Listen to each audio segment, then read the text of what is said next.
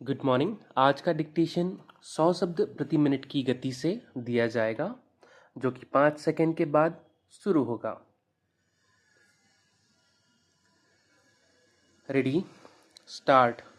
महोदय, आज इस समारोह में सम्मिलित होकर मुझे बड़ी प्रसन्नता हो रही है।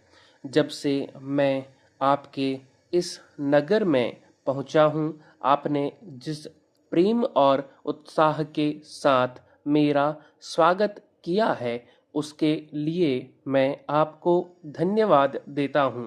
मैं जानता हूं कि यह स्वागत किसी व्यक्ति विशेष के लिए नहीं, बल्कि देश के प्रति आपका प्रेम का प्रमाण है।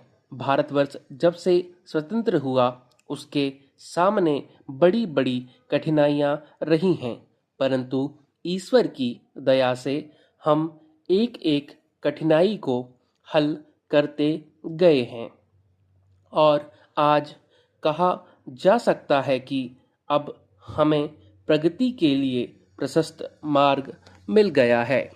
यदि हम चाहें और देश के लिए आपस में मिलजुल कर साहस तथा उत्साह के साथ काम करें, तो संसार में ऐसी कोई चीज नहीं जो इस देश के लिए दुर्लभ हो।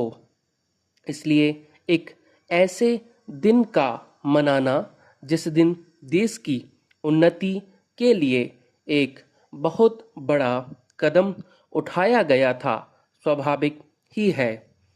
अंग्रेजों के साथ जिस समय स्वराज्य के लिए समझौता हुआ, उस समय उन्होंने और सब चीज़ों के साथ साथ एक काम और किया, जिसका परिणाम कुछ भयंकर हो सकता था। जहां एक ओर अंग्रेजी राज्य सीधे तौर पर चलता था, वहां दूसरी ओर देसी नरेशों के अधीन 600 से अधिक रियासतें भी थीं।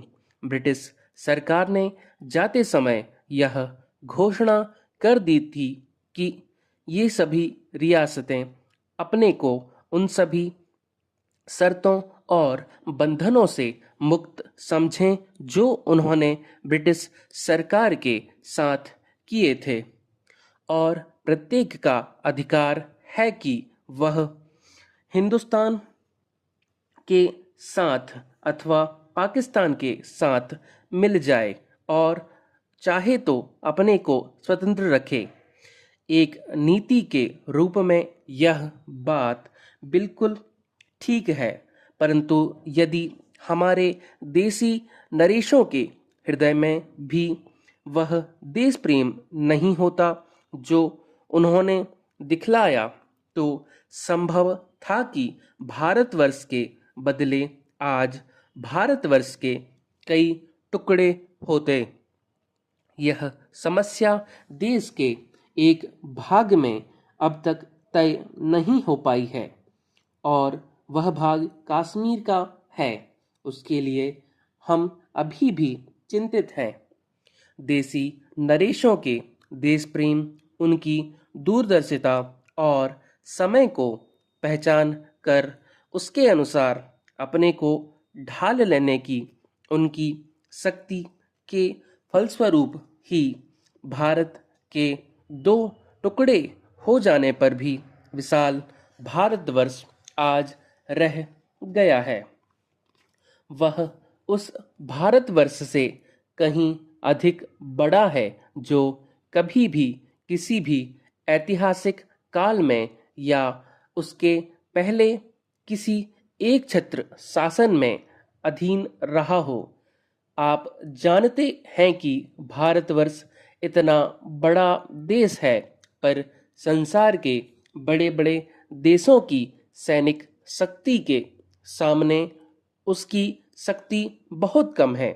इंग्लैंड, अमेरिका और रूस की सैनिक शक्ति के सामने हमारी शक्ति बहुत कम है।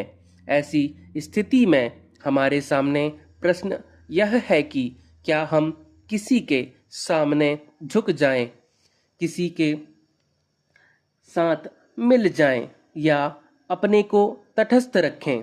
किसी के साथ मिल जाने का अर्थ यह होता है कि हमें उनके प्रभाव या उनकी शक्ति का लाभ मिले, परंतु उसका परिणाम भयंकर हो सकता है।